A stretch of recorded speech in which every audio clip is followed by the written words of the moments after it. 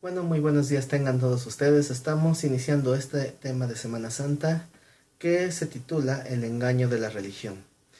Bueno, esta es una conferencia que normalmente se da de alguna congregación y está enfocada sobre aquellos aspectos que están en contra de algunas personas que tienen pues esa incertidumbre acerca de la fe, de la religión, que piensan que es una manipulación.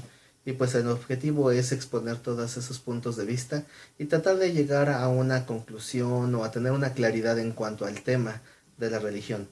En estas fechas de Semana Santa todo el mundo habla pues de Cristo, de la iglesia, de la fe. Algunos están a favor, algunos están en contra, algunos simplemente rechazan la idea de una fe o de una religión. Tal vez ahorita por motivo de la cuarentena pues hemos sido orillados a dar este tema en pues en un estudio improvisado con no son las condiciones que yo llamaría óptimas. Sin embargo, bueno, pues espero que este tema sea de edificación y de bendición. Así que pues vamos a comenzar. El tema se llama, como ya le había comentado, el engaño de la religión. Mi nombre, para quien no me conozca, es Manuel Vigenor. Soy pastor de una congregación e instituto teológico llamado Elohim en Jardines de Morelos, Ecatepec, Estado de México. Y vamos a iniciar esta conferencia con una afirmación. Yo creo que todo el mundo la hemos escuchado, o por lo menos la tenemos clara. Sin respeto ni tolerancia, no existe el diálogo. Nosotros necesitamos tener esa libertad para escuchar y libertad para hablar. Si nosotros deseamos exponer nuestras ideas, tenemos que tener la misma tolerancia para escuchar a alguien que piensa diferente. Hoy la tolerancia se ha convertido en una verdadera imposición. Piensan que debemos que deberíamos nosotros de tolerar solamente aquello que esté a favor de mi manera de pensar. Y cuando alguien piensa diferente a mí, nos volvemos intolerantes. Por eso es que tal vez podemos identificar al personaje de la ilustración con su famosísima frase: el respeto al derecho ajeno es la paz. Y yo creo que mientras haya esa tolerancia entre nosotros, podemos tener esa paz. Y yo creo que eso es lo que debe de motivar este estudio. Podemos escuchar diferentes opiniones o puntos de vista, pero a final de cuentas lo que importa y lo que interesa es nuestra disposición para escuchar y tolerar opiniones que no coincidan con las propias. Porque a final de cuentas, si tenemos una fe firme o establecida, nada ni nadie podrá arrebatárnosla, o tal vez me pudiera equivocar, pero yo creo que nosotros debemos tener una convicción clara en qué creemos, pero aún con una convicción firme, siempre es bueno tener un oído atento para cambiar cuando nos hablan algo que tal vez nos edifique más o que tal vez nosotros no sabíamos. Y siempre es bueno prestar atención porque podríamos aprender algo nuevo. Y para hablar de religión, pues lo más importante es definir qué es la religión. Hay muchísimas de religiones en el mundo, hay muchísimas ideologías, muchos sistemas de fe, pero vamos a definir desde el principio qué significa la palabra religión. Esta palabra proviene del latín religare, que significa volver a ligar, específicamente refiriéndose a una deidad con su creación. Entonces, podríamos catalogar la religión como un intento humano o son esos intentos o iniciativas humanas para poder congraciarse o religarse con su Dios o su divinidad. Entonces, más que simplemente es el hecho de qué hacer, es mi propio intento por reconciliarme con ese Dios al cual tal vez estoy conociendo. Esa es la base de una religión. Son las obras que implican una reconciliación con Dios. ¿Y de dónde procede? La siguiente pregunta es: ¿de dónde procede la religión? Vamos a ver dos puntos de vista. Son dos perspectivas totalmente diferentes dependiendo a quién le preguntes. Por una parte tenemos aquellos que podríamos llamar religiosos o personas de fe. Las personas que tienen fe por lo regular van a decir que la religión viene de la conciencia innata de todo ser humano sobre la existencia de un ser supremo. Dicho de otra manera, los que tenemos fe en Dios podemos pensar que el ser humano por sí mismo tiene una conciencia de que hay alguien superior, y es lo que ha motivado la creación de religiones a lo largo de toda la historia humana. Pero si nosotros le preguntamos de dónde procede la religión a un ateo, la respuesta tal vez va a ser muy diferente. Los ateos dicen, la religión viene de la falta de identidad de personas inseguras. Nosotros, los que tenemos una fe en Dios, creemos, o la gran mayoría creemos un texto bíblico que dice que el hombre fue creado a imagen y semejanza de Dios. Y un ateo muy burlonamente o muy sarcásticamente podría decir que el hombre crea a su Dios conforme a su imagen y semejanza.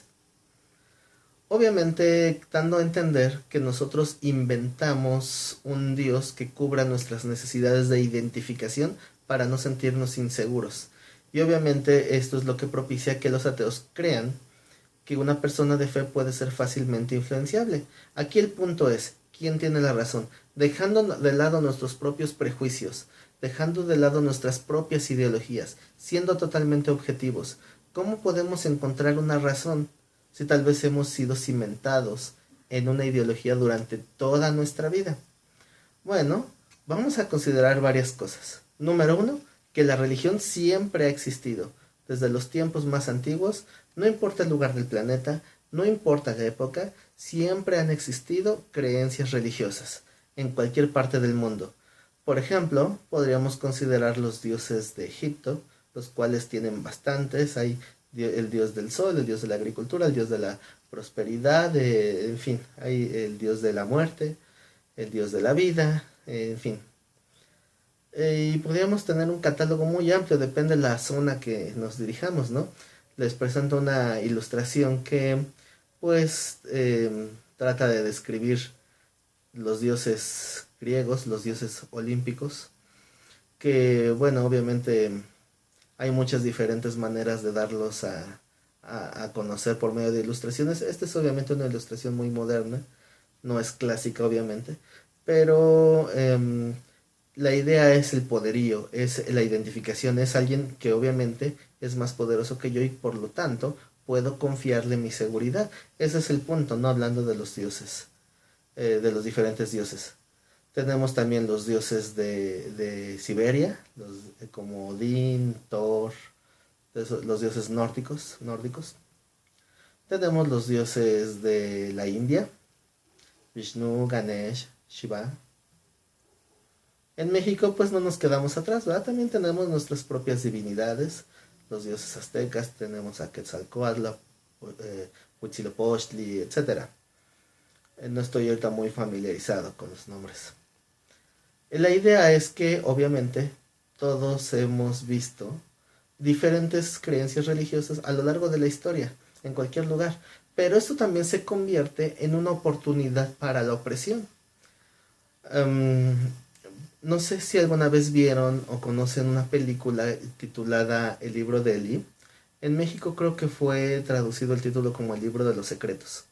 En esta película se narra la historia de un hombre que está preservando, después de un apocalipsis donde casi queda destruida toda la humanidad, queda un hombre que está resguardando la última copia de la Biblia. Y su misión es llevarla a una imprenta para que vuelva a ser reproducida. Y en el camino, el villano de la historia es un hombre que al ver la Biblia reconoce una oportunidad para manipular a la gente. Y es muy triste, pero realmente la premisa de esta película es muy cierta, es muy válida. Hay mucha gente que va a buscar la escritura, va a buscar algo en lo que la gente pueda depositar su fe para a través de esa fe manipular. Y entonces ahí es donde se descubre esa debilidad en el ser humano para ejercer una autoridad en base al temor religioso, para que algún líder o dictador sin escrúpulos se aproveche de esa oportunidad. Y no solo uno, hay y ha habido a lo largo de toda la historia muchos casos de falsos líderes que tratan de obtener un beneficio meramente personal y de oprimir a través de la fe a alguien más. Y esta historia, esto de gente abusiva a través de la fe, ha existido a tal grado que lo podríamos señalar, por decirlo de alguna manera, al primer manipulador de la fe como un personaje bíblico llamado Nimrod, el cual lo encontramos en el libro de Génesis y nos narra de su reino, que el principio de su reino fue en Babel, quien posteriormente, al pasar los años, se convirtió en una imagen religiosa, o digámoslo así, divina. y es el que está representado en la gran mayoría de grabados babilónicos. Porque Babel, al ser destruida, posteriormente se convirtió en Babilonia. Y en ese lugar se empezó a hacer esa adoración porque se creó muchísimo mitología alrededor de Nimrod. Se decía que Nimrod iba a reencarnar en su propio hijo llamado Tamus, y que Tamus tendría ese gobierno que tuvo su padre, el cual era el mismo, y su mamá Semiramis, que es la que manipuló todo esto para no perder el dominio político. Entonces a partir de ahí se crearon historias que se volvieron leyendas, y al paso de los siglos se convirtió en una deidad. Y de ahí surgieron un montón de ideologías más. Y ahí veo una manipulación a través de la fe. Tenemos una imagen de Semiramis y Tamus, la cual es una imagen muy socorrida incluso hasta la fecha, acerca de la leyenda que se creó a partir de esta mujer. De ahí cuando Babel, lo que ocurre en Babel de la confusión de lenguas, mucha gente tuvo que ser esparcida. Obviamente, al no entenderse, se tuvieron que dividir en etnias a habitar diferentes lugares. Y ahí se surge una civilización llamada los druidas. Los druidas era gente que se dedicaba a adorar la naturaleza. Y entonces ellos tenían una, eh, una ideología religiosa muy definida en cuanto a rituales, en cuanto a la naturaleza, en cuanto a cultos de adoración a diferentes deidades. La clase alta de los celtas y líderes religiosos llamados los druidas, ellos fueron también unos de aquellos que empezaron a utilizar la fe para oprimir a la gente. Ellos aterrorizaban al pueblo exigiendo ofrendas y o sacrificios a cambio de no permitir a los demonios dañar a la familia, de donde viene la famosa frase dulce o truco. Supongo que sea de ser muy conocida. Entonces, esta clase privilegiada, ellos decían que al iniciar el mes de llamado Samonis, ese mes que coincide con nuestro calendario en noviembre, los demonios tenían un paso libre, pero ellos siendo los intercesores, ellos podían ofrecer el sacrificio para apaciguar a los demonios. Y obviamente el sacrificio, pues muchas veces lo que eran las ofrendas, pues era para los mismos sacerdotes. Entonces, cuando alguien daba ¿cómo se llama? Cuando alguien daba esa ofrenda se la quedaban los sacerdotes, pero si no daban ofrenda, se llevaban a alguna jovencita de la casa y la ofrecían en sacrificio en una hoguera hacia los ídolos o los demonios.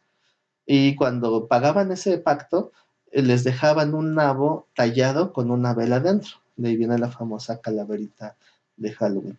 Entonces esa noche, hoy se celebra como una festividad, pero en aquellos años era un día, una noche de mucho terror, donde el pueblo era manipulado a través de su fe para obtener una gran ventaja.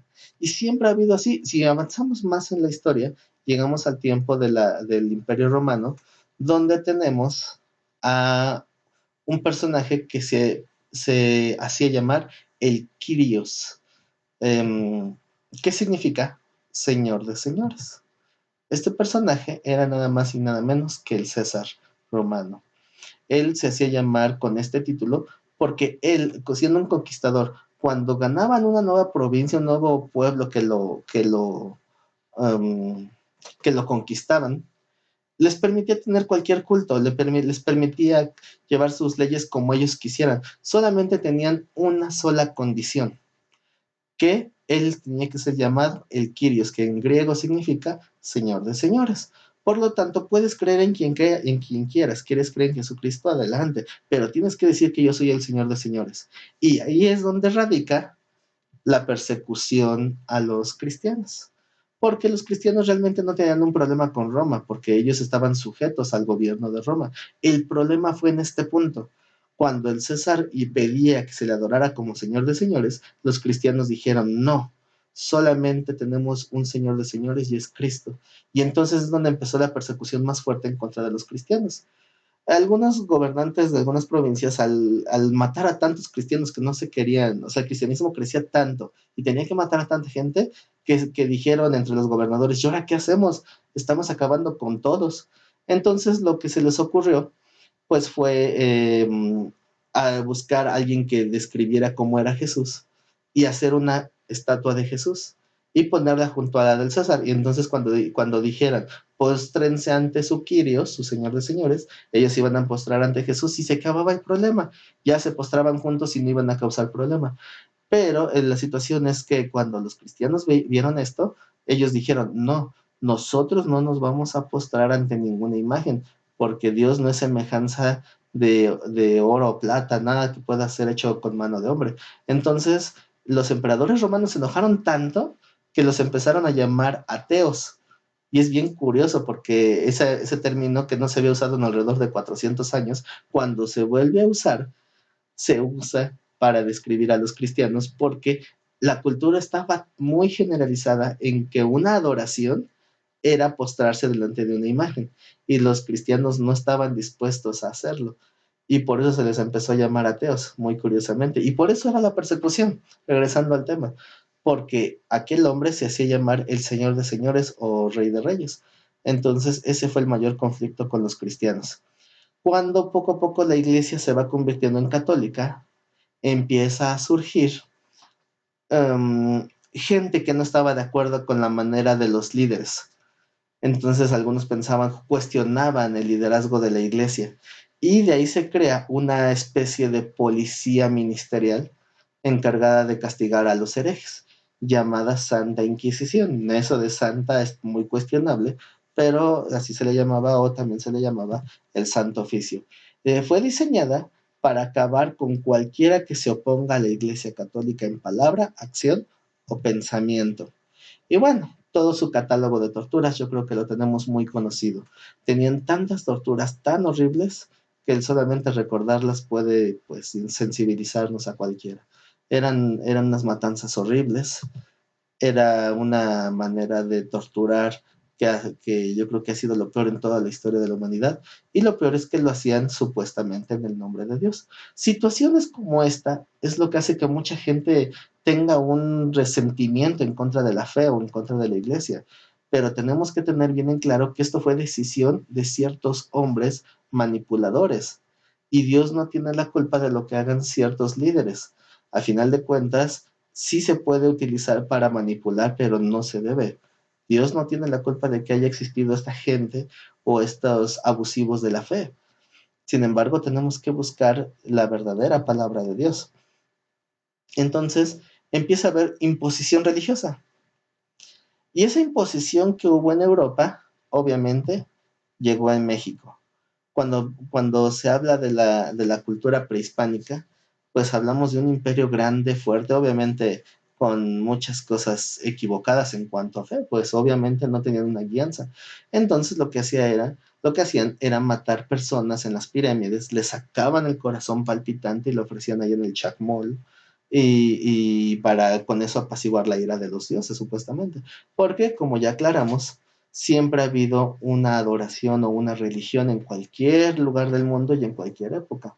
Pero cuando llega el supuesto cristianismo, digo supuesto porque había mucha contaminación en la palabra, entonces hubo una imposición. No nos preguntaron, simplemente nos impusieron. Y ahí donde tenían ese templo tan grande de Tenochtitlán, fue derribado, fue destruido y se construyó la Catedral de la Ciudad de México.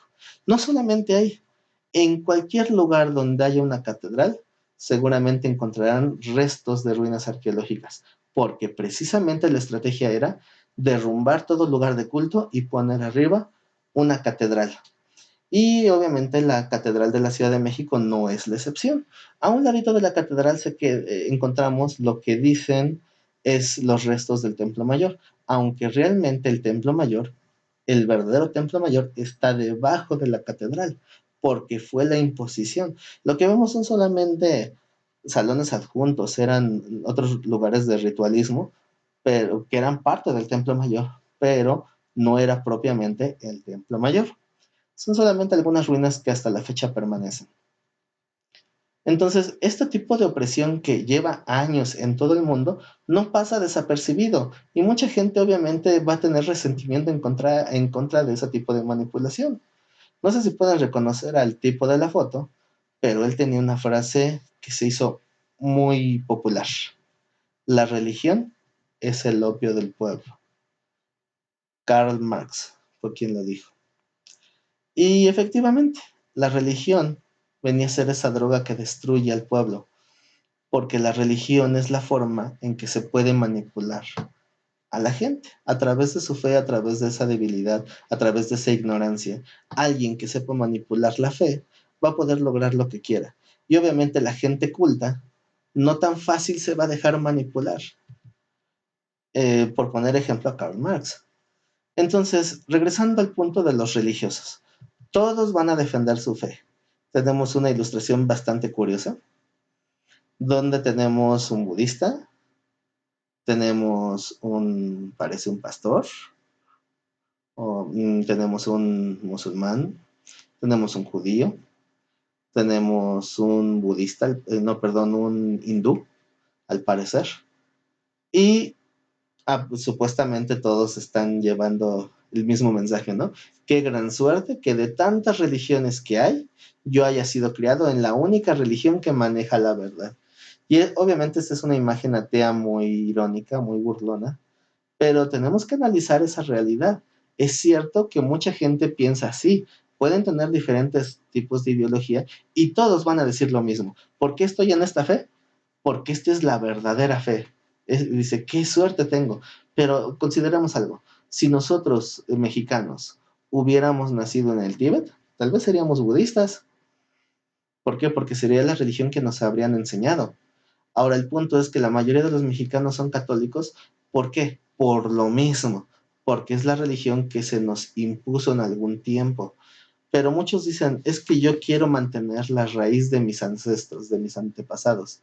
Y pues obviamente, si fuera esa la ideología, no estamos hablando de catolicismo. Estamos hablando de esos sacrificios en las pirámides donde se sacaba el corazón de los enemigos.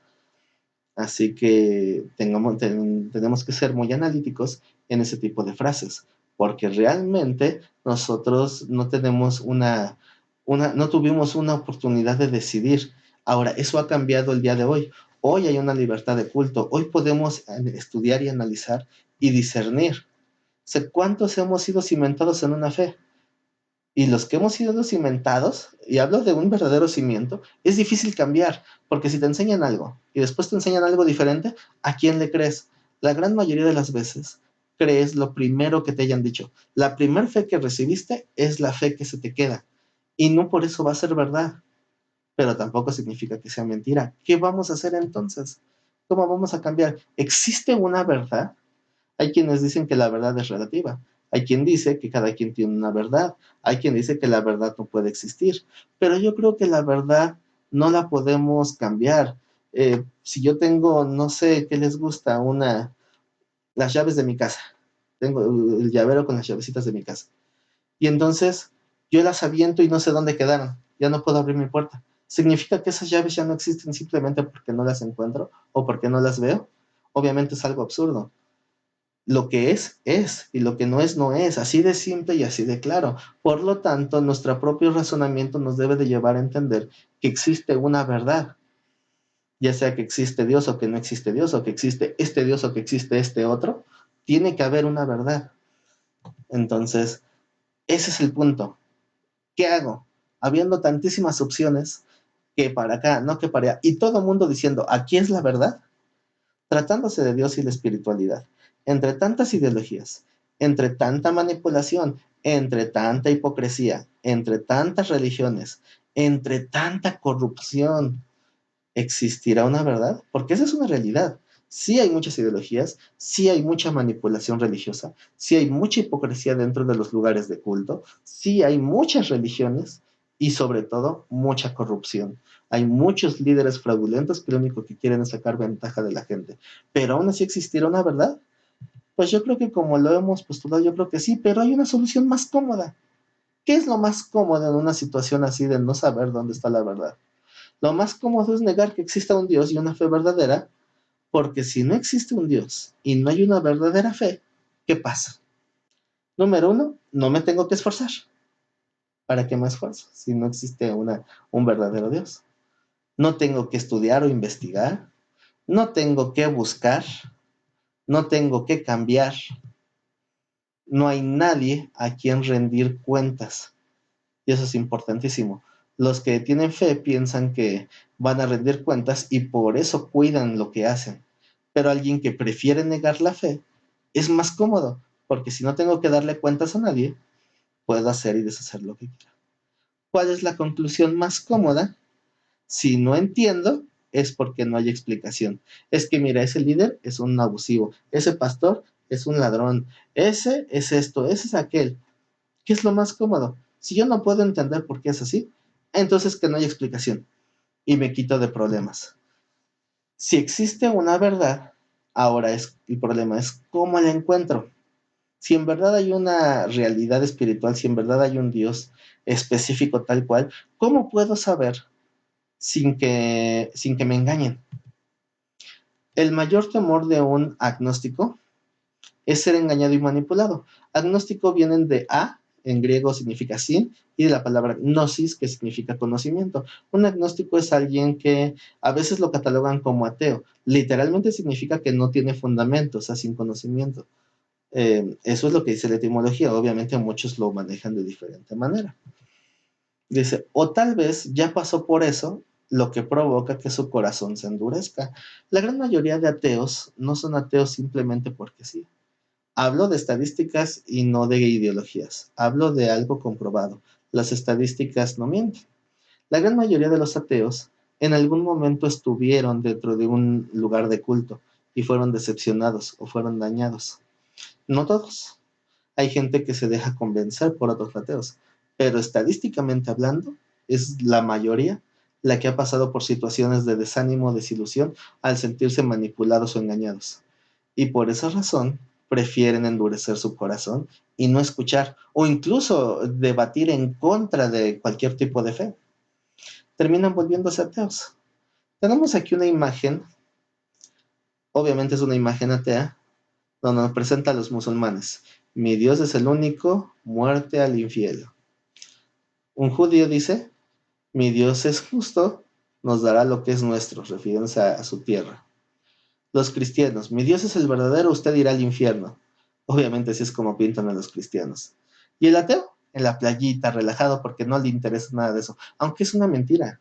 Porque el ateo que hizo esta imagen, eso lo descargué de una página que se llama Sitios. El ateo que se tomó el tiempo de hacer esta imagen, obviamente estaba defendiendo su ideología, ¿no? Al final de cuentas, si cambiamos la palabra ideología por fe, lo vuelve en una creencia aparte, porque se dio el tiempo de buscar imágenes y frases para defender su fe, que ellos no tienen de qué preocuparse. Bueno, si entramos ya en algo más filosófico, podríamos definir otro tipo de fe ahí, pero bueno, vamos a dejarlo así hasta el momento. El punto es encontrar la verdad. ¿Cómo la encuentro? La respuesta es muy obvia. Tenemos esta imagen que ya habíamos visto antes. Qué gran suerte que de tantas religiones que hay, yo haya sido criada en la única religión que maneja la verdad. ¿Qué es lo más obvio? Primer paso, pues vamos con cada uno de ellos y vamos a escucharlo, pero escuchar argumentos, no escuchar quién habla más bonito, no es escuchar a ver quién tiene más autoridad, sino a ver quién tiene argumentos más sólidos para saber si puedo o no puedo confiar en lo que está diciendo. Yo no puedo decir que es verdad, no puedo decir que es mentira, si no me he dado el tiempo de escuchar a cada uno de ellos. Yo no puedo señalar a ninguno de esos y decirle, tú eres un mentiroso. ¿Por qué? Porque ni siquiera me he dado el tiempo de escucharlos. O simplemente porque yo soy el que tiene la verdad. No, hay que escucharnos. Si no, ¿cómo vamos a tener fundamentos para sostener mi punto o para cambiar si es que él tiene la verdad? ¿No? Entonces, ese es el primer paso. No es el único, pero sí es el primero. Tenemos que tener la disposición de escuchar. En alguna ocasión platicaba con un testigo de Jehová y me dice, quisiera compartirte las palabras del reino. Dije, ok, me parece muy bien, me gusta hablar de este tema, pero también tienes que escucharme tú a mí. Y yo quisiera que me escucharas y que tuvieras la disposición de reconocer si es que estuvieras mal. No te estoy diciendo que estés mal, pero ¿y si estuvieras mal, qué harías? ¿Lo reconocerías? Le digo, yo sí. Yo quiero tener esa humildad de reconocer si es que estoy mal, porque de esa manera puedo crecer, puedo madurar. Si me quedo en una ideología que me están demostrando que estoy mal, ¿cómo puedo permanecer en la mentira? Entonces me volvería un necio, me volvería un terco. Y eso es lo que tenemos que cuidar, no caer en esa falla. Tenemos que ser honestos y tenemos que ser humildes. Tenemos que ser humildes en reconocer si nuestros argumentos están equivocados, porque de otra manera no vamos a encontrar la verdad. Tenemos que ser objetivos y tenemos que ser prudentes. Entonces, yo le decía a este testigo de Jehová, si yo estoy dispuesto a reconocer si estoy mal, si tú me das un argumento sólido, pero entonces tú también tendrás que tener esa misma disposición. Entonces él simplemente me respondió, no, porque yo sé que yo estoy bien. Entonces, si él me está dando esa afirmación tan tajante, me está dando a entender que está cerrado y que no está dispuesto a escuchar una opinión diferente. ¿Cuándo va a encontrar la verdad de esa manera? Obviamente él piensa que ya lo es, ¿verdad? La fe no es ni tampoco debe ser ciega. La fe no es ciega. La fe tiene que tener argumento y fundamento. Tenemos esta imagen que me causa mucha gracia del Doctor House. Yo creo que la gran mayoría lo identifica. Es un personaje de televisión, pero fue muy famoso por su sarcasmo y su ateísmo. Y llegué a ver ese programa donde él dijo esta frase: si pudieses razonar con gente religiosa, no habría gente religiosa. Y la verdad me causó mucha gracia, porque de alguna manera tiene razón. Porque se tiene esa ideología o ese estereotipo que la gente religiosa no tiene la disposición para escuchar, ni tiene la disposición para dialogar. O sea, tú puedes decir algo que vaya en contra de su fe y no te va a escuchar argumentos. Simplemente se va a tapar los oídos y va a decir, no te creo, no te creo, no te creo. Obviamente eso es una evidencia de que no tiene una fe bien cimentada. No basta con oír, hay que profundizar. El primer punto es oír, pero también hay que investigar. La ignorancia de muchos religiosos dificulta la objetividad.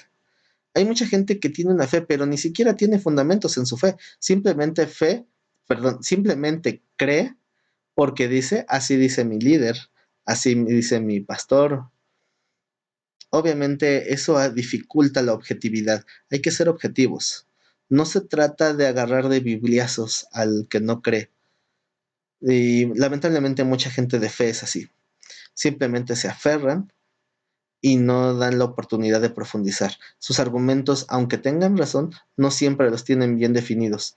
Y entonces eso hace que haya muchos problemas de interpretación incluso. Lógica, sinónimo de verdad. Muchos dicen eso, ¿no? Es que no es lógico. Y si no es lógico, no es verdad. Recuerden que la lógica va ligada al conocimiento. La lógica es la manera en que nosotros racionalizamos las cosas. Algo ilógico es algo que no tiene fundamento, pero cuando los fundamentos cambian, la lógica cambia. Por ejemplo, yo puedo agarrar una piedra y aventarla, y obviamente esa piedra va a caer. Es ilógico que esa piedra siga manteniéndose en el aire por un largo periodo de tiempo. Pero cuando yo veo un avión que pesa cientos de kilos o incluso de toneladas y que puede trasladar a la gente durante muchas horas en el cielo, eso está en contra de la lógica, por lo menos de la lógica de unos 500 años. Sin embargo, la lógica cambió. Hoy es lógico que un avión pueda mantener el vuelo durante muchas horas. Antes no lo era. Entonces hay que tener mucho cuidado. Tal vez para que algo sea lógico, hablando de fe, es que nos faltan argumentos. Dice esta imagen atea: sí, soy ateo, pero solo porque no creo en tu Dios, no quiere decir que no crea en nada. Creo en la compasión, amor, amabilidad, lógica y razón, igualdad, empatía, integridad, honestidad y sobre todas las cosas creo en mí.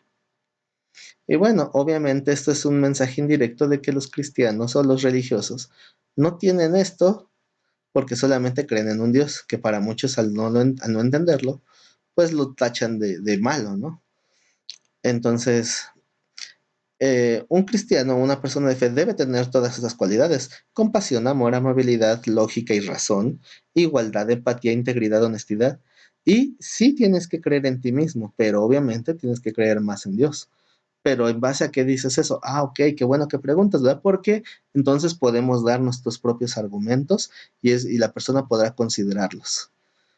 Tenemos a un científico muy, muy famoso, una de las mentes más prestigiosas de este siglo, Stephen Hawking, quien decía: solo podemos intentar una explicación racional a través de la ciencia. La religión nos ha acompañado a lo largo de toda la historia y nos ha dejado cosas como la Inquisición, la desigualdad de la mujer o el problema eterno de Palestina. La religión debería hacer que la gente se comporte cada vez mejor, pero no parece que esté cumpliendo ese objetivo. Mucha gente no religiosa, sin embargo, sí que se comporta mejor y sin necesidad de creer en ningún dios. Aquí el punto es que Stephen Hawking, con esa mente brillante que tiene, lo hace llegar a la conclusión de que una persona busca la religión para ser mejor. Y esa es una verdad a medias, porque una persona que busca a Dios sí puede y tiene que ser mejor, pero no es el objetivo primordial. Una persona que tiene a Dios puede, puede aprender a ser mejor, pero todas esas cosas que da, como la Inquisición, la desigualdad de la mujer, el problema de Palestina, no son problemas de Dios, son problemas del ser humano que no sabe cómo interpretar ciertas cosas o que no sabe manejar ciertos puntos, y entonces es más fácil culpar a Dios. Dios no se reveló para eso, Dios se reveló para darnos una salvación, pero el punto es tener argumentos.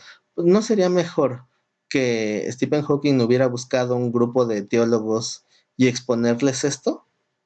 Porque es bien fácil sacar conjeturas a través de lo que yo veo, ¿no? Mi lógica me dice que las religiones no están bien porque a lo largo de los años no dejan cosas buenas.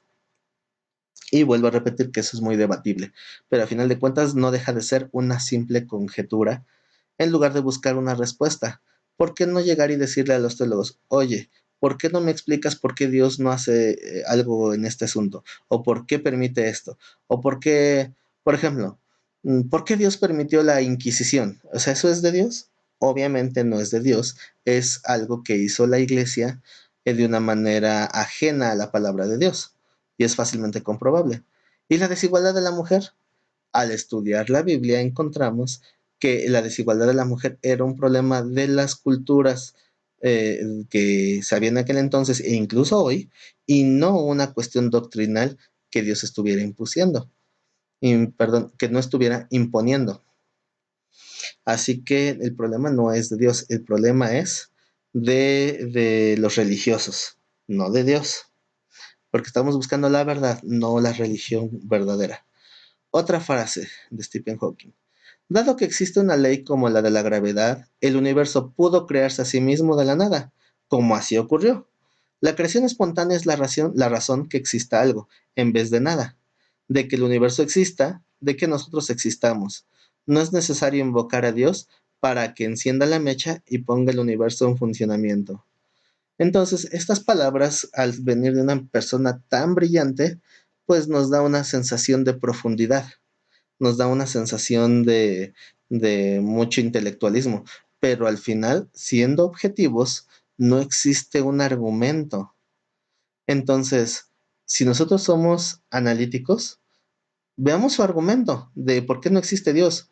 Dado que existe una ley como la de la gravedad, el universo pudo crearse a sí mismo de la nada. Ese no es ni siquiera medianamente aceptable el argumento, porque existe algo, eso significa que puede existir por sí solo. Yo puedo encontrar una pintura, una obra de arte sepultada y decir: ahí está, nadie se la adjudicó, por lo tanto es posible que de la nada surjan obras de arte. O sea, eso en sí mismo no tiene ninguna congruencia. Es simplemente en su necedad, como dice la palabra, que muchos al querer ser sabios se volvieron necios. Entonces dice que así ocurrió, existió de la nada. Entonces la creación espontánea es la razón de que exista algo. Mi pregunta sería: en qué argumenta. Porque existe una ley como la de la gravedad, eso no es argumento de nada. Siendo objetivos, no está demostrando absolutamente nada. Simplemente su posición y su IQ o coeficiente intelectual son los únicos argumentos para demostrar que supuestamente está diciendo algo profundo. Pero siendo analíticos y objetivos, no está dando ningún tipo de argumento. Pero bueno, ¿cuál es el fundamento de los cristianos? Siempre que le preguntamos a un cristiano cuál es el fundamento de su fe, siempre nos va a responder lo mismo: la escritura. La Biblia es el fundamento.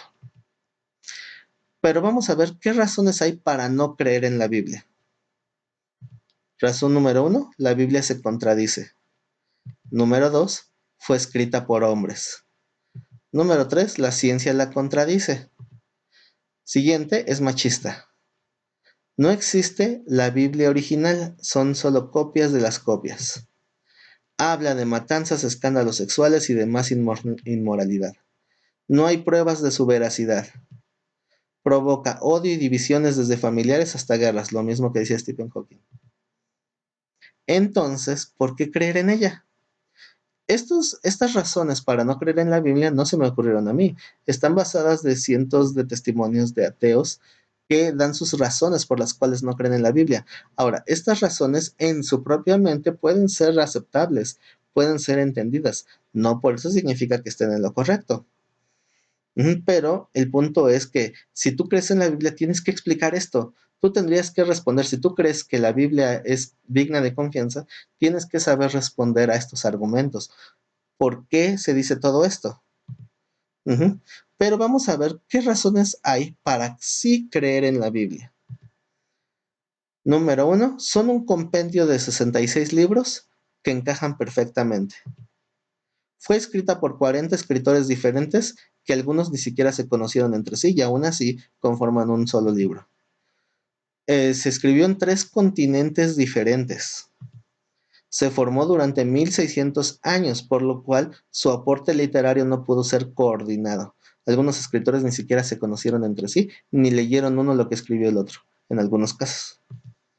Se usaron 3 idiomas diferentes, hebreo, griego y arameo. Responde a las preguntas sobre la existencia del hombre que ningún otro libro responde. El tema unificante es la redención del hombre. Su personaje central es Jesucristo o el Mesías, sin mencionar el gran número de profecías que se cumplieron en Jesucristo. Todas esas son mis razones para creer que la Biblia es confiable. Pero entonces viene esta parte que habíamos dejado pendiente. Muchos dicen, ¿por qué no puedes creer en la Biblia? Nosotros decimos, sí puedes creer en la Biblia, pero entonces, ¿qué pasa con esos puntos que habían dicho en contra? Se contradice. Bueno, existe algo llamado hermenéutica. Son las reglas para poder interpretar y entender la Biblia. Entonces, aplicando las reglas de hermenéutica, no existe ninguna contradicción. Las reglas de la hermenéutica no fueron, que son obviamente reglas establecidas para interpretar la Biblia, no fueron hechas para interpretar específicamente la Biblia. Fueron reglas que se elaboraron para poder entender o discernir correctamente cualquier escrito antiguo.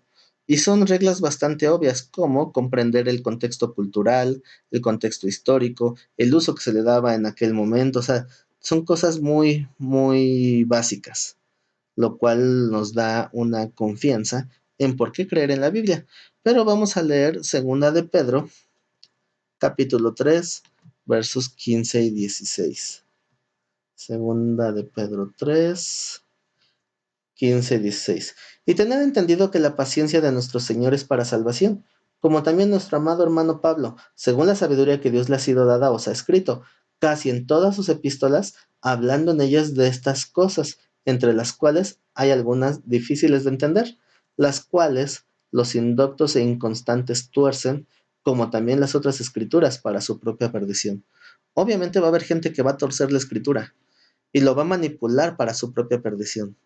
Así que si aplicamos las reglas de interpretación, yo aplico estas reglas y alguien las aplica en China, tendríamos que coincidir en una interpretación. Así que realmente cuando aplicamos estas reglas no existe contradicción bíblica. El siguiente punto es que fue escrita por hombres. Pero estos hombres no pudieron ser coordinados entre sí por medios humanos. Y aún así el mensaje es el mismo, lo cual nos da a entender que hubo una guianza espiritual. Segunda de Pedro 1:20, segunda de Pedro 1:20 y 21, dice, entendiendo primero esto, que ninguna profecía de la Escritura es de interpretación privada, porque nunca la profecía fue traída por voluntad humana, sino que los santos hombres de Dios hablaron siendo inspirados por el Espíritu Santo. Aquí el punto es que no hubo ponerse de acuerdo. Y dice que no debe ser de interpretación privada, que quiere decir que no puede decir yo le entiendo así, yo le entiendo así, cada quien que entienda lo que quiera. No se puede. Tiene que haber una congruencia porque el mensaje sigue siendo uno mismo. Así que, aunque haya sido escrita por hombres, no quiere decir que no tenga ese aval de Dios. El siguiente punto es que dicen que la Biblia es machista. Los machistas son los hombres, pero Dios siempre defendió a la mujer quitando cualquier diferencia. Gálatas 3:28 dice que ya no hay diferencia entre judío, entre griego, entre esclavo, entre libre, pero también dice entre varón y mujer. Pero obviamente está hablando de distinciones culturales. Entonces, obviamente, no es la voluntad de Dios que haya un machismo. Hay textos controversiales, sí que hablan de que parecen que es machista la Biblia, pero cuando aplicamos una vez más las reglas de la hermenéutica, empezamos a ver una intención y un propósito diferente. Nada más por poner un ejemplo en cuanto a la hermenéutica. Un texto de Pablo dice, la fe del cristiano es vana, y vana es nuestra predicación. Si yo tomo ese texto, entonces suena loco, suena ilógico. ¿Cómo Pablo, siendo uno de los principales predicadores del primer siglo, termina diciendo que la fe es vana? ¿Se dio cuenta de que estaba mal? No, simplemente es un texto descontextualizado. Si nosotros leemos completo lo que dice, entonces vemos que él decía, si Cristo no resucitó, nuestra fe es vana y vana es nuestra predicación. Pero como Cristo sí resucitó, nuestra fe no es vana. Entonces, simplemente por leer un poco más de contexto, nos da un mensaje totalmente diferente. Entonces, es lo mismo. Hay muchos textos que parecen machistas, pero al estudiarlos podemos encontrar que en realidad la Biblia nunca fue machista, sino que al contrario, siempre trata de dar igualdad al hombre y la mujer. Incluso cuando el Señor Jesús nos narra la Biblia que estaba hablando con una mujer samaritana en un pozo, los discípulos llegaron y la vieron hablando con ella, pero no dice que se asombraron por ver que hablaba con una samaritana, sino dice la escritura que se asombraron porque hablaba con una mujer, lo cual eso no era común. Entonces, o sea, nosotros podemos ver los aspectos históricos, sí se puede ver machismo en la historia de la Biblia, pero la doctrina está enseñando que no debe de haber machismo y es importante separar eso. Entonces la Biblia ni Dios es machista. Simplemente tenemos que aprender a discernir cada uno de esos textos. Siguiente punto. No existe una así entrecomillada Biblia original. Todas son copia de la copia. Las reglas de los escribas y masoretas no permitieron que se perdiera ningún texto. Existen cientos de copias contemporáneas que avalan su fiabilidad. Los masoretas, que eran aquellos que hacían las copias de los escritos antiguos, como no querían que hubiera una contaminación en la interpretación de las escrituras, lo que hacían era, tenían unas normas tan estrictas que el primer copista no copiaba palabra por palabra, sino letra por letra. Iba copiando de una por una en una retícula, letra por letra. No confiaba en su memoria, sino que corroboraba letra por letra para escribir todo el texto. Cuando el escriba encontraba el nombre de Dios, que algunos tradujeron como Jehová, o como Yahvé, o como Yahweh, como le quieras decir, cuando encontraban ese nombre, el escriba tiraba la pluma, se lavaba las manos 7 veces y tomaba una pluma nueva para que no fuera a haber ninguna falla en la escritura. Cuando acababan de copiar la hoja, contaban las filas y columnas para comprobar que estaba completo el texto. Cuando acababan todo el libro de copiarlo, lo pasaban a otro escriba que corroboraba letra por letra que estuviera bien. Entonces, ya cuando corroboraban Incluso a veces pasaban 2 revisiones para corroborar que estaba bien. Cuando en el momento que estaba bien, ese libro era sellado en una vasija de barro y el texto anterior era destruido para que no se deteriorara al grado de que se confundiera. Entonces, obviamente su fiabilidad es muy grande en cuanto, hablamos del Antiguo Testamento. En el Nuevo Testamento hay tantas copias del Nuevo Testamento que si juntáramos todas podríamos armar varias copias completas del Nuevo Testamento, a pesar de que todas están fragmentadas por el paso del tiempo. Entonces, la mayoría de Biblias que tenemos hoy en español fueron traducidas del Códice Sinaítico y Códice Vaticano, que fueron copias muy tempranas del Nuevo Testamento ya compilado. Sin embargo, aún así los textos más antiguos sí existen hasta la fecha, obviamente ya fragmentados en algunos museos, como el Museo del Cairo, el Museo del Louvre en Francia, existen esos textos.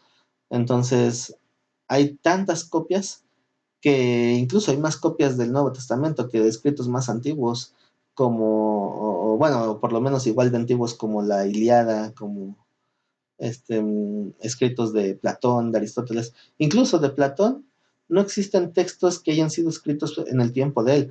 Todo fue escrito ya alrededor de 400 años posteriores a Platón o Aristóteles. Y aún así no se ponen en duda. Los textos más antiguos sí datan del primer y segundo siglo, aunque son fragmentos. Entonces, eso no es un argumento como para desacreditar a la Biblia. Siguiente punto, habla de matanzas, escándalos sexuales y demás inmoralidad. Y muchos dicen, ¿cómo va a ser un buen libro de moral si habla de tantas matanzas y escándalos sexuales?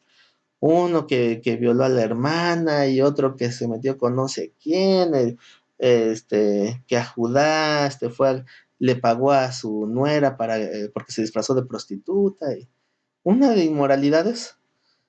Y bueno, yo creo que es importante aclarar que la Biblia tiene 2 aspectos. Uno es el aspecto histórico y otro es el aspecto doctrinal. El aspecto doctrinal es cuando la Biblia te dice, el Señor dice que hagas esto. Y el aspecto histórico es donde dice, así ocurrió en aquel entonces. Así que hay que tener cuidado, porque la Biblia no pretende ignorar, ocultar o solapar el pecado de nadie, sino que al contrario expone el pecado, que siempre ha habido y siempre va a haber, pero lo expone. Entonces, eso no tiene nada que ver con la santidad de la misma escritura, sino que más bien la inmoralidad es de los hombres que participaron de los hechos de aquel entonces. Otro argumento de que dicen es que no hay pruebas de su veracidad. Su veracidad es comprobada por la ciencia, la arqueología y la historia, entre muchas otras. Incluso hay argumentos científicos que cada vez la van avalando más. Mientras más avanza la ciencia, más se avala la Biblia, la arqueología. Por ejemplo, eh, en el libro de Génesis nos habla de que Abraham conoció a una pequeña civilización llamada los hititas. Y no existía ningún argumento arqueológico, no había nada que comprobara la existencia de esta civilización. Hasta que por las evidencias bíblicas los arqueólogos investigaron y encontraron esa civilización. Entonces la Biblia fue una base para descubrir un avance arqueológico. Y la ciencia también es lo mismo. Nada más por poner un ejemplo, muchos de los ateos por un tiempo ocuparon como bandera el pececito que tenía pies, haciendo alusión a Darwin, para burlarse del pececito de X o Y. Entonces, ese pececito de Darwin obviamente era una parodia que usaban como bandera a Darwin. Pero Charles Darwin, él mismo no era un ateo, él era ateísta. Él mismo creía que Dios había creado una creación primera y esa creación evolucionó, porque nunca se ha podido replicar la vida, siempre se necesita una célula viva para que reproduzca otra célula viva. Entonces, esa era la primera postura de Darwin. Pero en su libro del origen de las especies, Darwin dice, y ahí está escrito, que su teoría no puede ser llamada ciencia, sino solamente teoría, porque en su tiempo no existían los suficientes vestigios fósiles que comprobaran la teoría. Por eso está el famoso eslabón perdido de la cadena evolutiva, porque hay simios desarrollados y humanos desarrollados, pero el eslabón que brinca de una raza a otra no lo han podido encontrar. ¿Por qué? Porque obviamente no existe. Ahora, ya pasaron los años, ya encontraron nuevos avances científicos, ya encontraron nuevos fósiles que desacreditaron totalmente. No es el propósito hablar de este tema hoy, pero cualquiera con internet puede darse la tarea de investigar y va a encontrar que ya se ha desmentido totalmente la teoría de la evolución. Sin embargo, en las escuelas se sigue enseñando como ciencia, aunque nunca lo fue, porque una ciencia es algo comprobado y una teoría jamás será ciencia. Sin embargo, la Biblia lo afirmaba desde antes. La Biblia ya daba eh, ya daba ciertas afirmaciones que la ciencia poco a poco ha ido corroborando. Otro de los puntos en contra: provoca odio y divisiones desde familiares hasta guerras. Y esa es una imagen obviamente muy tendenciosa de cómo ha habido bueno, en esta imagen nos ilustra el ataque a un homosexual por fanáticos religiosos. Y efectivamente muchos religiosos atacan esta postura de la equidad de género y todo eso. Pero bueno, la Biblia muestra lo correcto y lo incorrecto, pero Dios mismo respeta la decisión de cada quien. Nosotros debemos hacer lo mismo. O sea, lo que alguien diga que es correcto y que es incorrecto, cada quien tiene esa libertad de tomar una convicción, pero también debemos de respetar la opinión diferente. Entonces, efectivamente hay mucha gente religiosa que va a atacar el homosexualismo, por poner este ejemplo, pero tenemos que respetar la decisión de cada quien. Lo que es correcto para unos no es correcto para otros. Sin embargo, nosotros creemos que existe una sola verdad inamovible, pero no por eso tengo que obligar a los demás a pensar como yo. No sé si se entiende este punto. La verdad siempre ha estado expuesta, pero no para todos. Mateo 11:25 dice: En aquel tiempo respondiendo Jesús dijo: Te alabo, Padre, Señor del cielo y de la tierra, porque escondiste estas cosas de los sabios y entendidos y se las revelaste a los niños.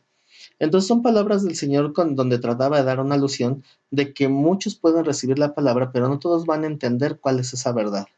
Lucas 8:10 dice: Y él dijo: A vosotros os es dado a conocer los misterios del reino de Dios, pero a los otros por parábolas, para que viendo no vean y oyendo no entiendan. Esto obviamente se oye contradictorio, se oye raro. Podríamos pensar que Cristo siempre quiso que hubiera un entendimiento de su palabra. Sin embargo, aquí pareciera que no. Pareciera que el Señor no quería que se enteraran. Pero lo que pasa es que la palabra también nos afirma que Dios solamente quiere hablar o se da a entender con la gente que tiene esa humildad para escuchar. Alguien que ya está cerrado y que no va a cambiar, Dios mismo le cierra el entendimiento y no los hace partícipes, por decirlo así, de ese grupo, ¿no? De entendimiento. Entonces, em, por eso dice: las escondiste de los sabios y entendidos, y eso podríamos entrecomillarlos, sabios y entendidos, y se la revelaste a los niños. ¿Por qué? Porque los niños, cuando quieren saber algo, no están buscando conveniencias, no están buscando ventajas, simplemente tienen la necesidad de saber y preguntan. Y eso es lo que Dios siempre quiso, que nos hiciéramos como niños en ese sentido. Entonces, a los discípulos se les daba a conocer los misterios, pero a los otros dice: por parábolas, para que viendo no vean y oyendo no entiendan. Porque la misma palabra nos corrobora que no a todos les es dado a saber. La Biblia es en sí un libro encriptado. El encriptado significa que está codificado. Entonces necesitamos ciertas bases para profundizar en el entendimiento de la Biblia. ¿Qué necesito para conocer la voluntad de Dios y a Dios mismo? La respuesta es sencilla. Cada uno de estos pasos irá abriendo un nivel más profundo del conocimiento y entendimiento de los pasos que vamos a hablar a continuación. Número 1 es reconocer nuestra necesidad de Él. Cualquiera que se sienta autosuficiente, Dios no le dará ese entendimiento para reconocer la Escritura. Número 1 es reconocer que lo necesitamos. Número 2, tenemos que pedirle perdón y aceptar que Él gobierne nuestra vida, porque si yo tengo esa soberbia, Dios nunca se va a revelar a mi vida. Cuando el Señor resucitó, los judíos siempre han esperado a un Salvador o a un Mesías como un conquistador o un guerrero. Incluso el Señor dijo: es necesario que yo sea levantado en un madero, y si soy levantado en el madero, a muchos atraeré a mí mismo. Entonces mucha gente que estaba ahí decía: ¿cómo dices eso si nosotros hemos escuchado en la ley que el Cristo, el Mesías, vive para siempre? ¿Cómo tú dices que es necesario que sea levantado en el madero? Y es porque no se les había enseñado. Isaías 53 habla de eso, pero no se les había enseñado. Y hasta el día de hoy, por ahí me encontré un video en YouTube donde le mostraban ese texto a varios judíos y al leerlo se asombraban porque decían es que nunca me lo enseñaron, porque siguen esperando a ese Mesías, a ese guerrero. Entonces, pues obviamente no cumplió con la expectativa porque tenían una idea diferente de lo que están esperando. Y eso es bien importante considerarlo. Entonces, el Señor dijo, cuando resucitó, que fueran sus discípulos a predicar hasta el último de la tierra. Y entonces alguien le pregunta por ahí, Señor, ¿es ahora cuando vas a restaurar el reino en Israel? Y el Señor responde, no les toca a ustedes saber los tiempos ni las sazones que el Padre ha puesto en su sola potestad. Pero también dice más adelante, no me voy a manifestar al mundo, pero me manifestaré a ustedes.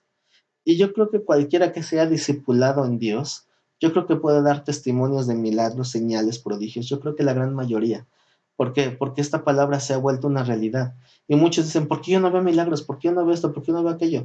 No significa que Dios nos va a librar de todo, no, porque hay cosas que Dios va a permitir para que seamos probados y seamos entendidos de ciertos propósitos. Sin embargo, sí podemos ver la mano milagrosa de Dios en muchas cosas, de muchas maneras. Entonces, Dios se va a manifestar cuando nosotros empecemos a confiar en Él y a depender de Él. Entonces, lo primero que hay que hacer después, obviamente después de reconocer que lo necesitamos, es pedirle perdón por esa soberbia, por esa jactancia, por esa aparente autosuficiencia y aceptar que Él gobierna nuestra vida, porque al final los mandamientos de Dios no son una sumisión, o ¿cómo decirlo? No son una imposición para esclavizarnos, son consejos que nos benefician en nuestra vida diaria. Yo creo que cualquiera que esté en ese sometimiento lo puede corroborar. Dice otra promesa de Dios, que si tú cambias tu manera de entender y no te amoldas a este mundo, vas a comprobar en tu vida que la voluntad de Dios es buena, es agradable y es perfecta. Yo creo que muchos lo hemos comprobado, pero tenemos que someternos a que Él gobierna nuestra vida. Y yo sé lo que te digo, te conviene que Él te guíe, porque Él sabe mejor que tú lo que te conviene. Yo lo he comprobado en mi vida, a veces no lo entiendo a la primera, pero después Dios me da el entendimiento del por qué pasa algo. Entonces, esa es una de las grandes bendiciones de tener esta disposición. Número tres es iniciar un estudio, pero un estudio bien cimentado, un estudio bien posicionado en su palabra. Y entonces empezaremos a entender de otra manera diferente. Ya habrá un entendimiento espiritual. Después hay que someterse a un discipulado en una congregación. Después hay que someterse en un discipulado, pero en una congregación, ya con un esquema de crecimiento, ya llevando un seguimiento para que vayamos profundizando, para que vaya a haber una guianza, no solamente como escuela, sino también en un crecimiento de edificación personal. O sea, hay que someterse. Ahora, si estoy en una iglesia, ¿cómo puedo saber si estoy en un buen lugar? Y bueno, tenemos esta imagen de el lobo, ¿no? Disfrazado de oveja y ya llevando todas las ovejas y el lobo risa y risa porque pues, se las va a comer, ¿verdad? Entonces, ¿cómo puedo saber si estoy en un buen lugar? Bueno, no es tan difícil. Algunos tips para reconocer si es un buen lugar de enseñanza. La enseñanza debe ser balanceada. ¿Qué es balanceada? Si la palabra de Dios se simboliza como un alimento, vamos a hacer esa comparativa. Cuando tú comes algo, tienes que tener una alimentación balanceada, como no puedes comer pura pizza y hamburguesas y tortas y tamales, pura vitamina T, ¿verdad? ¿Por qué? Porque pues obviamente vas a crecer mal, desnutrido. Tenemos que, hasta te lo dicen en la tele, come frutas y verduras. Tenemos que tener una alimentación balanceada. Y en la enseñanza es lo mismo. Si un lugar donde tú estás, siempre lo único que hablan es de diezmo, de ofrenda, de pacto, primicia, y ese es el tema de cada 8 días, eso no es balanceado. Entonces, algo muy malo está pasando ahí. O puede ser otro tema, ese es uno de los más comunes, pero puede haber otros temas como, por ejemplo, establecer el reino, el arrebato, el poderío, el establecer, el tomar por la fuerza. Los valientes arrebatan el reino, cosas así. Hay que tener mucho cuidado porque muchos no salen de ese tema y de ese tema y de ese tema. Hay iglesias donde cada 8 días es salvación, salvación, salvación. Bueno, sí, pero ¿qué pasa con aquellos que ya son salvos? ¿Cuándo van a madurar si nunca pasan de la leche? ¿Cuándo se les dará alimento sólido? Hay que tener una alimentación balanceada. Esa es la primera señal. En la escritura hay muchos temas. Puede ser del perdón, de la santidad, de la edificación, de la disciplina, del compromiso, de, no sé, muchísimos temas que nos habla la Biblia. tiene que haber un balance, un equilibrio en la enseñanza. Dice Hechos 20:26. Por tanto, dice el apóstol Pablo, yo os protesto en el día de hoy que estoy limpio de la sangre de todos, porque no he rehuido anunciaros todo el consejo de Dios. Y todo el consejo es ese equilibrio, tener una alimentación balanceada para con la iglesia. No solo diezmos, no solo triunfalismo, porque hay unos donde solamente te hablan del poder que llevas dentro, de que tú eres un campeón, tú eres un victorioso. Sí, son temas que puedes encontrar en la Biblia, pero no puedes solamente hablar de ese tema, porque te quedará una imagen incompleta de lo que Dios quiere de ti. Tenemos que tener una alimentación balanceada. Segundo punto, la única fuente de autoridad debe ser la Biblia. Hemos hablado de que cuando se establece la Biblia, hubo varias reglas que se les llama de canonicidad, donde de tantos escritos que había, se hicieron ciertas pruebas para demostrar su fiabilidad en cuanto a la doctrina. Hay quienes pelean que la autoría de ciertos libros, bueno, eso pasa en segundo plano cuando lo que importa es no quién lo dijo, sino que todo cuadre y sea corroborable con la doctrina. De los 66 libros hay una congruencia doctrinal y eso es la base. Hay libros que no pasan por esas reglas de autenticidad o de canonicidad y por lo tanto no deben ser tomadas. Cualquier cosa que se use en una iglesia que no sea la Biblia, eso es una muy mala señal. La única fuente de autoridad debe ser la Biblia. Dice Hechos 17:11. Y estos eran más nobles que los que estaban en Tesalónica, habla de los de Berea, pues recibieron la palabra con toda solicitud, escudriñando cada día las escrituras para ver si estas cosas eran así. En aquel entonces no existía el Nuevo Testamento, pero cuando llegaba Pablo y les hablaba de que esto es así, así, así, así, por decir, que llegara diciendo, y el Mesías tenía que padecer y sufrir en esa cruz, etcétera, etcétera. Y entonces le decían los de Berea, ¿y cómo sabes eso que tenía que ser así? Ah, miren, lean Isaías 53. Y empiezan, él herido fue por nuestros pecados, molido por nuestras rebeliones, el castigo de nuestra paz fue sobre él, etcétera, etcétera. Entonces dicen, ah, ok, sí, sí está escrito. Entonces sí, sigue, sí te creo. ¿Por qué? Porque sí tiene una base. Entonces no podemos hablar algo que no venga de la Biblia. Uh-huh. Había un maestro de la Biblia que decía, sí, yo sé lo que están pensando. Eso no está en la Biblia. Tal vez no está en la Biblia, pero recíbelo. Y bueno, se oye con tan bonito que a veces se dejan llevar, pero no podemos recibir algo que no está en la Biblia simplemente porque no es lo correcto. Pero dice la palabra que por los frutos se conoce el árbol. Aquí el problema es que no todos reconocen el fruto. Hay que observar un fruto. Pero una persona espiritual, ¿qué fruto debe dar? Obviamente el fruto del Espíritu Santo. Alguien que vive en carnalidad, ¿qué fruto da? Bueno, tal vez ahí ni siquiera es fruto, ahí son obras de la carne.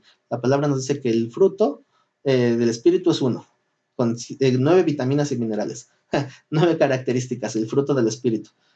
Pero es un fruto, se tiene que desarrollar, se tiene que ir dando ese fruto. Pero en la carne no hay fruto, en la carne hay obras, y las obras son evidentes al momento. Por eso es la gran diferencia. Pero hay que saber discernir. Muchos piensan que fruto es tener muchos seguidores. No, pues hay sectarios que tienen miles de seguidores y no por eso están bien. Cuidado, ¿no? El fruto no es ese. Es que mira qué bonito habla. Cuando predica, la gente hasta llora. Eso no es fruto. Hay que tener mucho cuidado. Entonces, tenemos que discernir cuál es el fruto del Espíritu Santo. ¿Cuánta gente será verdaderamente la que conoce a Dios cuando pasamos este filtro? ¿Cuánta gente habrá? Yo creo que realmente es poca. A pesar de que hay muchísimas iglesias, yo creo que es poca la gente que verdaderamente conoce a Dios. Unos pequeños datos del INEGI del 2010. Tenemos en México, las religiones en México. Tenemos un 83% de católicos. Tenemos un 10% de otros cristianos sin denominación. Tenemos otros no cristianos, un mínimo porcentaje. Tenemos un 4% de sin religión o agnósticos y un 3% que no se han especificado. Ahora, el 2.26% de la población mexicana profesa religiones bíblicas diferentes de evangélicas, es decir, poco más de 2,5 millones de personas, de los cuales, hablando de diferentes a la evangélica, tenemos un 62% de testigos de Jehová, un 26% de adventistas del séptimo día, un 12% de los mormones, Iglesia de Jesucristo de los Santos de los Últimos Días. Solo el 0.73% de los mexicanos profesa alguna religión cristiana protestante, es decir, poco más de 800,000 personas. Estamos hablando de INEGI del censo del 2010. La gran mayoría se catalogan presbiterianos, 53%, que es increíble. 31% bautistas, 7% otras protestantes. Iglesia del Nazareno, 5%, 3% metodista, 1% anabaptistas, menonitas, etc. ¿Cuántos realmente tienen? O sea, obviamente esta encuesta yo lo hago para considerar cuántas ideologías hay, cuántas maneras diferentes, pero quiero dejar muy en claro que realmente la Biblia jamás nos ha llamado a etiquetas denominacionales. Yo no veo correcto que haya esto de presbiteriano, bautista, protestante. Siendo bíblicos al 100%, por decirlo de alguna manera, solamente existen dos tipos de cristianos, no que bautistas, presbiterianos, pentecostales. Solamente hay dos. Los que tienen una religión basada en Cristo y los que tienen una vida basada en Cristo. Son dos cosas muy diferentes. Uno es la religión, es decir, mis obras para tratar de agradar a Dios, y los otros son los que viven obras que glorifican a Dios porque ya tienen el favor de Dios y no porque traten de agradarlo. Es decir, los que tienen una fe cristiana no buscan hacer obras para ganarse el favor de Dios. Hacen las obras porque ya lo tienen. Entonces, esa es la gran diferencia. Así que esto es solamente algo como para reflexionar. ¿Cuántas ideologías hay? ¿Cómo saber si estoy en un buen lugar? Bueno, regresamos al punto. Dios nunca quiso una religión, solo quería que tuviéramos la disposición en nuestro corazón, porque teniendo la disposición tendremos sensibilidad para escuchar la guianza. Juan 8:31. Dijo entonces Jesús a los judíos que habían creído en él: si vosotros permaneciereis en mi palabra, seréis verdaderamente mis discípulos y conoceréis la verdad, y la verdad os hará libres. Entonces, ¿cómo sabemos que es un discípulo de Cristo? Porque permanecemos en esa verdad. Hay gente que está un tiempo y se va, se enfría, se apaga, se vuelve atrás, pero un verdadero discípulo es el que ya dio evidencia de que puede permanecer, porque el permanecer, eso va a hacer que conozcan la verdad, porque este era el punto con el que iniciamos. Si hay una verdad, ¿cuál es? Si tú permaneces, vas a conocer la verdad y esa verdad te va a hacer libre, pero ¿libre de qué? No, como los judíos que decían, nosotros nunca hemos sido esclavos. ¿De qué seremos libres? Pues dice la palabra que el que practica el pecado se hace esclavo de su pecado. Nosotros nos esclavizamos de la gente, nos esclavizamos de nuestros horarios, nos esclavizamos de nuestro trabajo. Tenemos mucha esclavitud. Pero si nosotros estamos perseverando en esa verdad nos va a quitar muchas cargas, nos va a ayudar a ver todas las perspectivas de nuestra vida diferentes y entonces vamos a tener una mayor libertad. Pero esa es verdaderamente la voluntad de Dios, no tener una religión, porque las religiones realmente no nos van a edificar en absolutamente en nada. Así que hay que tener mucho cuidado cuando estamos hablando de ideologías o de fe, porque hay gente muy susceptible que no está dispuesta a escuchar. Hay gente que piensa que solamente porque así fue enseñado, tiene la verdad absoluta. Entonces yo quiero invitarlos a que tengan una humildad en su corazón, a que tengan disposición de oír, disposición de ver, disposición pues para escuchar y analizar. La fe no es para ignorantes, la fe es para gente que trata de entender en qué cree y saber por qué cree lo que cree, y no solamente porque alguien la haya impuesto. Así que con este ejemplo terminamos este estudio que espero que sea de bendición y sea de edificación. En estas fechas todo el mundo habla de Cristo, pero realmente ¿cuántos son los que lo buscan en verdad? ¿Cuánta gente verdaderamente está involucrándose en una comunión con Dios? ¿Cuántos se están convirtiendo en discípulos para conocerlo a Él? Te invito a que no lo conozcas de oída solamente, de lo que alguien dijo, de lo que nos muestran en las películas de Semana Santa, sino que realmente te involucres en el estudio de la palabra y tengas la confianza también para preguntar, para confrontar, con humildad, no con un afán de discutir, sino con un afán de entender. Oye, ¿por qué tú dices esto y acá dice esto otro? ¿Por qué aquí veo que se contradice la Biblia? ¿Por qué aquí veo esto que está en contra? Lo podemos hablar, se puede debatir y entonces podemos llegar a un entendimiento. nuestra fe no debe ser ciega, pero tampoco, si deciden ser ateos, tampoco debe ser un ateísmo necio. Tiene que haber una humildad para escuchar y conocer cuál es la voluntad de Dios. Así que si alguien desea opinar o comentar, solamente pido que sea bajo esa línea de respeto y tolerancia y aceptar que todos pensamos diferente y que todos tenemos una ideología diferente. Sin embargo, yo creo que habiendo tolerancia y respeto podemos expresar nuestras ideas y también poder escuchar opiniones diferentes. Así que con esto doy por terminado este estudio, esta conferencia. Espero que haya sido de bendición, que sea de pues, de agrado y que puedan compartirla, denle like a este video, compártanlo. Y estamos continuando con nuestros estudios de Semana Santa. El día de mañana tenemos el estudio sobre las enseñanzas, cómo fue el último día de Cristo. Los invito a que lo escuchen y pues también puedan exponer sus comentarios y sus perspectivas al respecto. Así que por mi parte es todo, les agradezco mucho su atención y pues nos vemos la próxima.